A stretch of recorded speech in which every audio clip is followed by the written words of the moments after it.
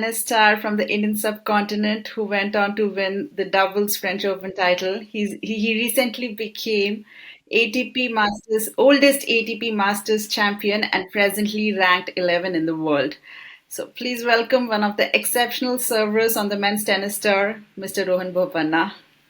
So, Hi, Mahalakshmi. It's really lovely chatting with you, and very happy to be on this platform, and looking forward to having a wonderful chat with you.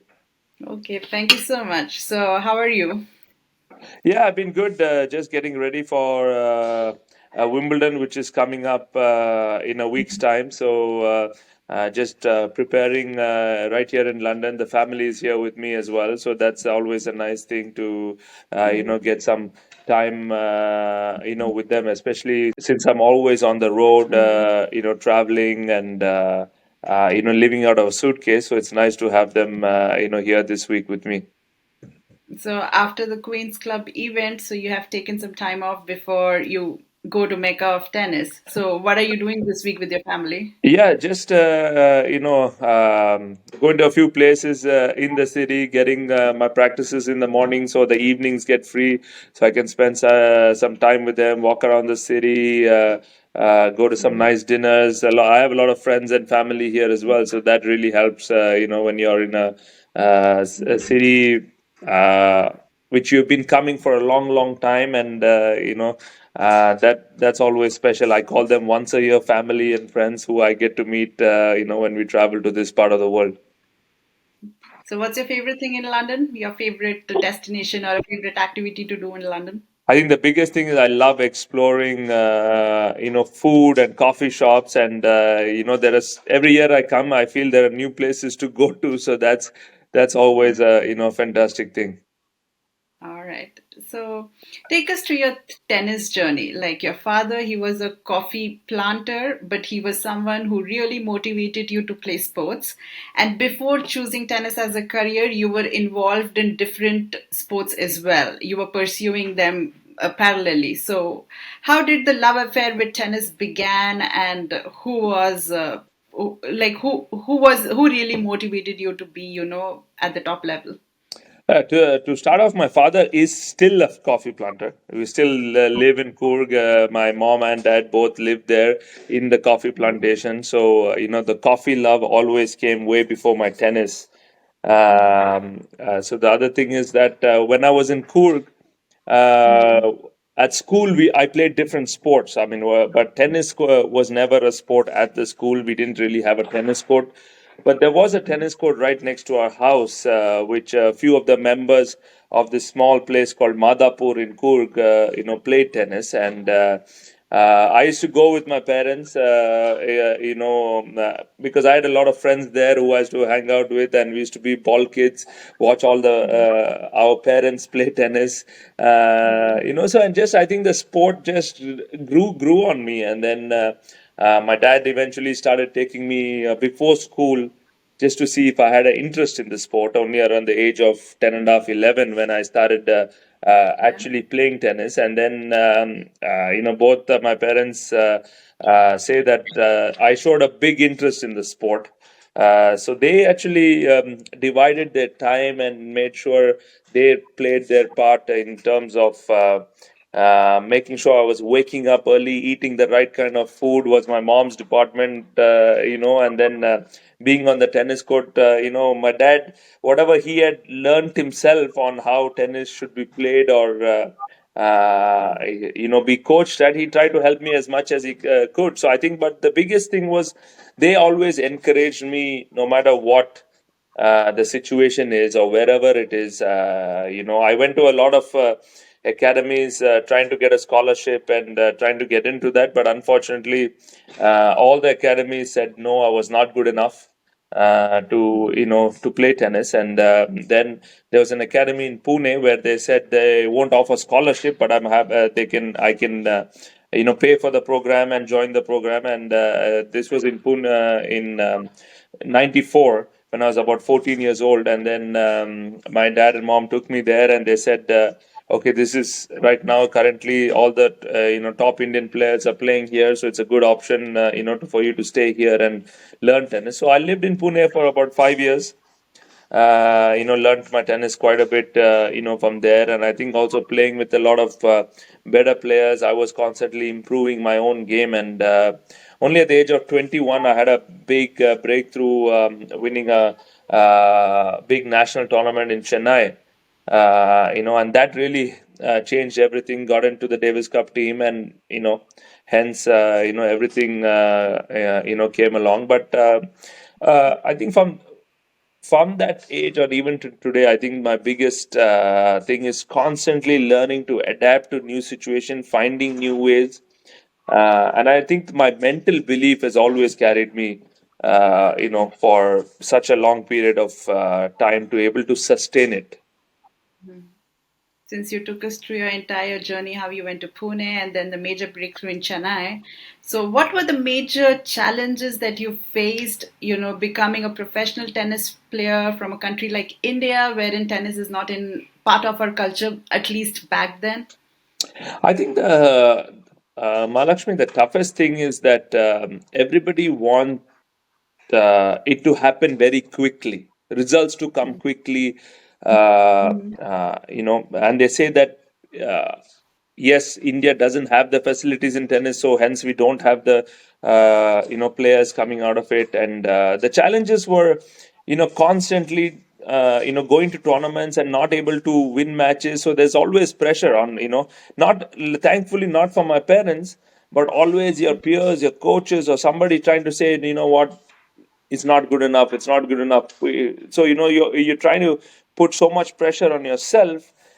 Even though there is plenty of time, it feels like there is hardly any time. And then of course injuries don't help. So I had a couple of injuries which are set back for about 6 months.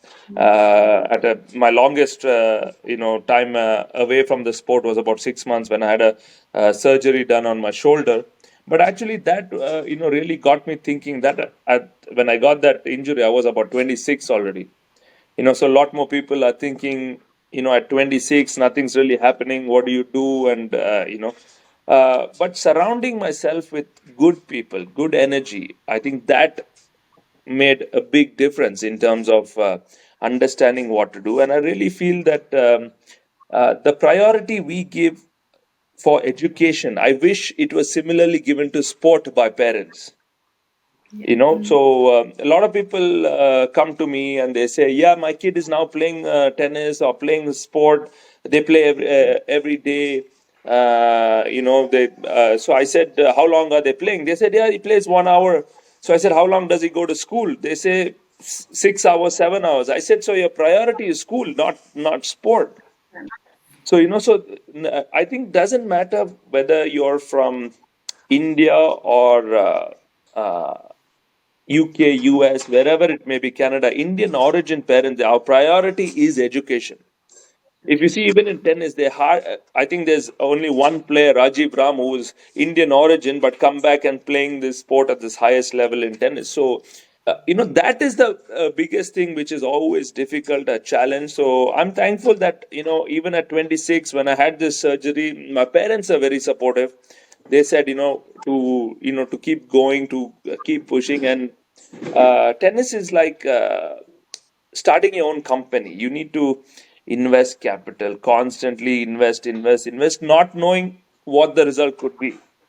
But I say, before you take that chance, that is the difficult time, because it is expensive at the end of the day. But that is something you need to try and see, because you never know. And today I'm really happy that I had done that, pushed myself to beyond so many limits, and and constantly learning, like I said. And my knees don't have any cartilages right now, so it's fully worn out.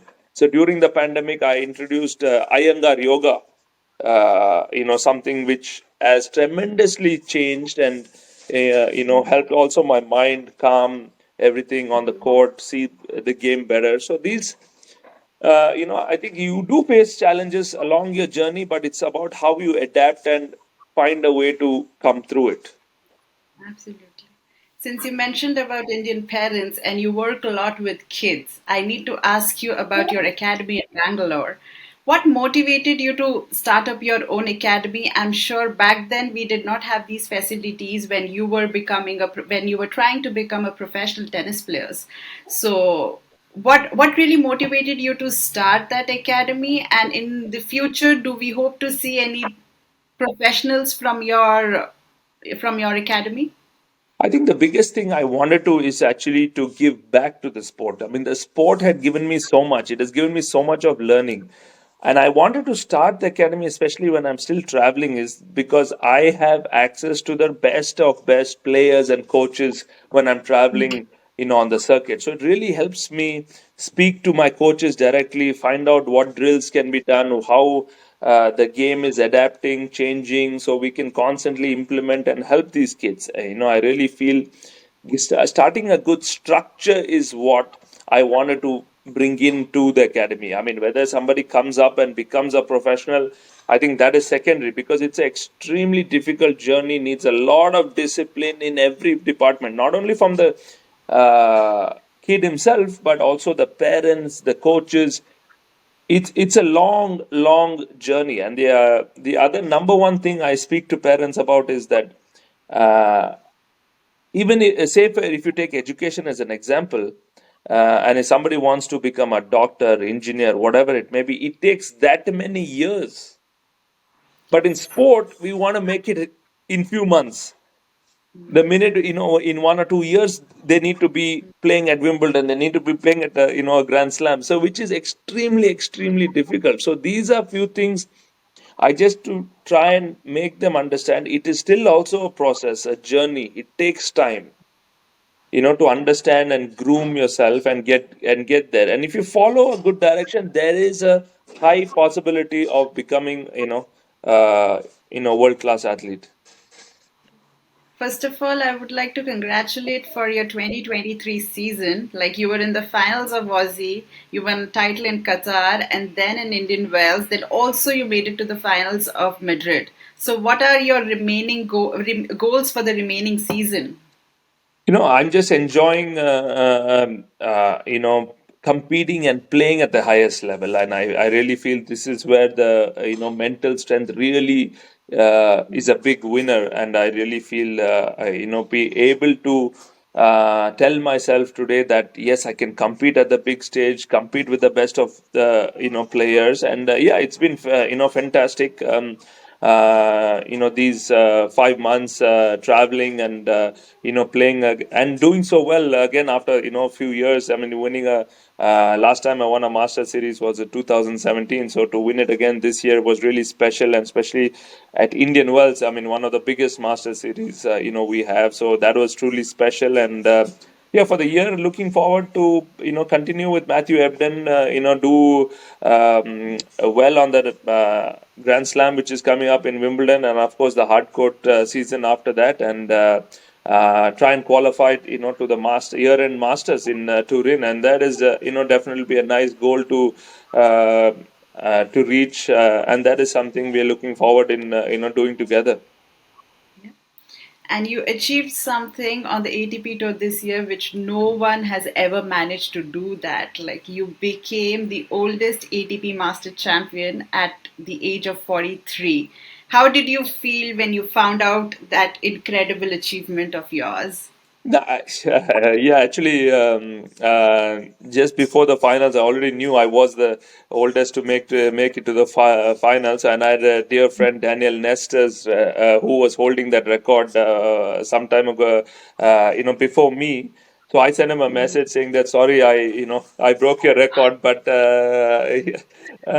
he's a really nice guy. I've played doubles with him. I won a couple of titles with him. Yeah, but it really feels special to able to literally say age is truly a number. I mean, but it is, I think, the self belief, if you have, I think it is truly possible. And what I changed this year also is also making sure I do a different program on my recovery.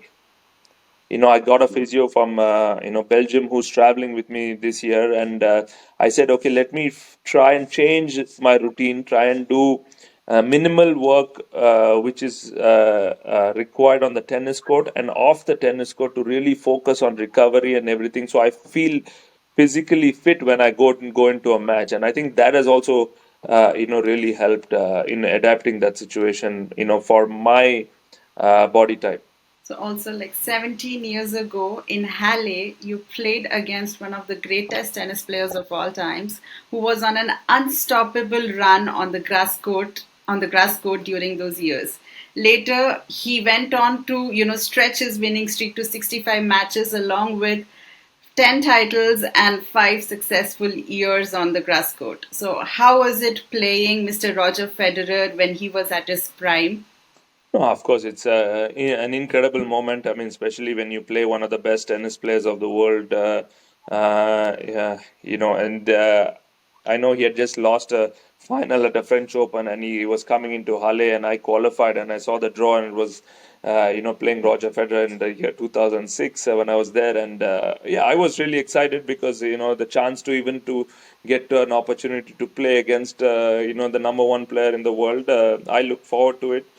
Of course, I was, extremely nervous going into the match. But the minute I, hit that first ball on the tennis court during the warm up, everything felt familiar, a little more calm. But before that, extremely nervous, but really happy that I got the opportunity to play against him. And yeah, I played a close first set, lost 6-7 in the first set and 2-6 in the second set. But yeah, it was truly a memorable moment for me. And there are many times I've watched that video over and over again to keep seeing and see those memories. It's always beautiful.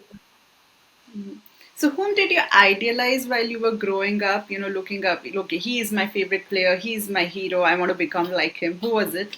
It was a Swedish tennis player, Stefan Edberg, and he was somebody I loved watching. And never in my wildest dreams I thought that he will actually be watching my match as well. Because in 2014 I was playing doubles with Samula Qureshi in Indian Wells.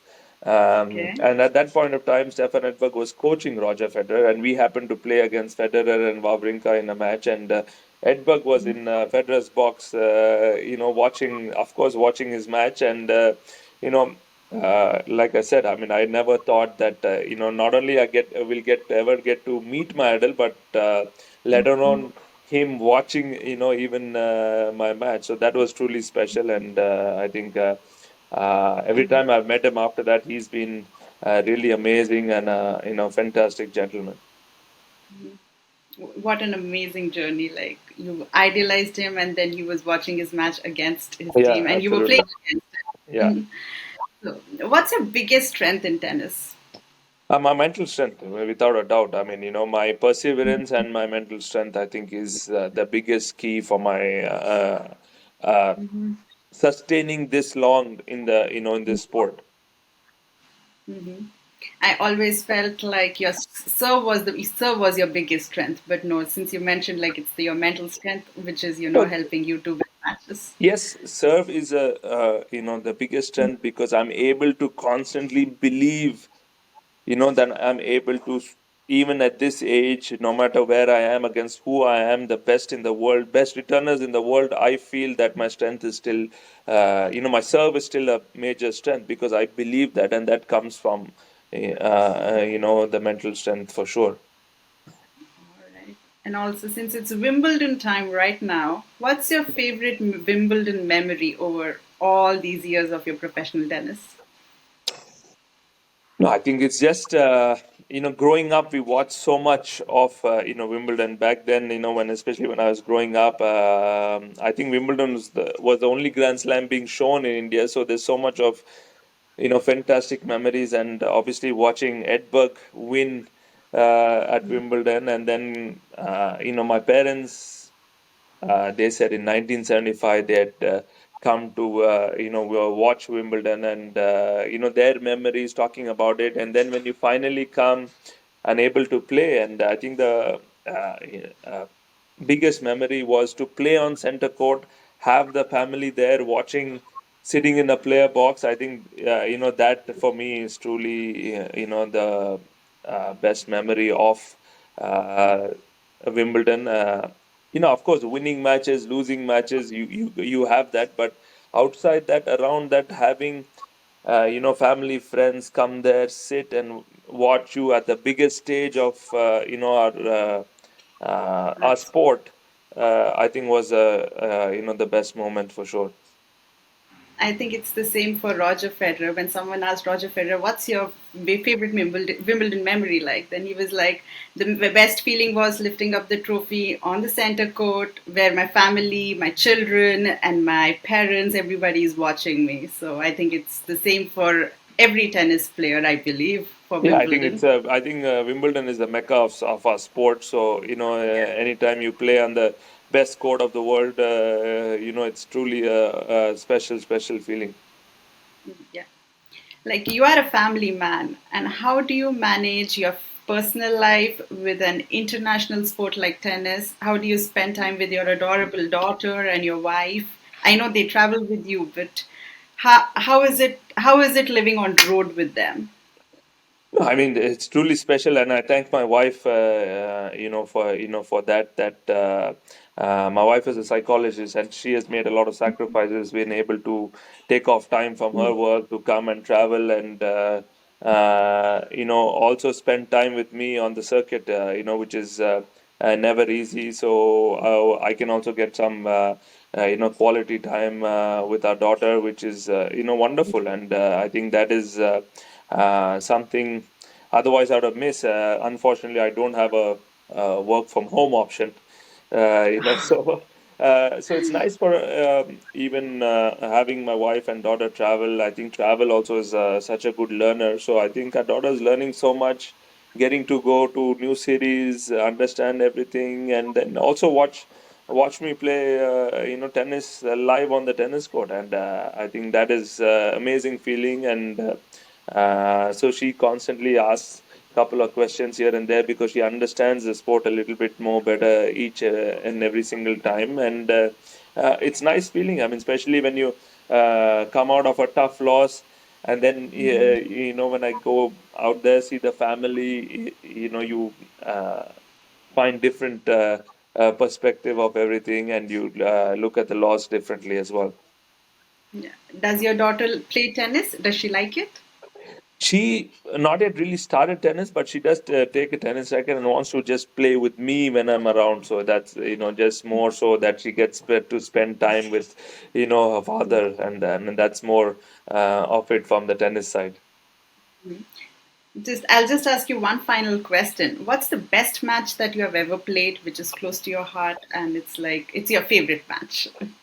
Definitely the 2010 Davis Cup tie in Chennai, and we played against Brazil, and winning that fifth match, especially every time you represent your country, I think it is truly amazing. And winning that fifth match, especially after we were down to love, and then coming back and winning it 3-2. I think was a most memorable match for me, and playing at home with the home support and everything was extremely special. So I think that I really hold as one of the best matches for me. All right, okay. So thank you so much, Rohan, for your time. I wish you best of luck for the Wimbledon tournament next week, and have a very nice rest of the day. Thank you, Mahalakshmi. Thanks so much for having me, and lovely chatting with you. Take Bye. care.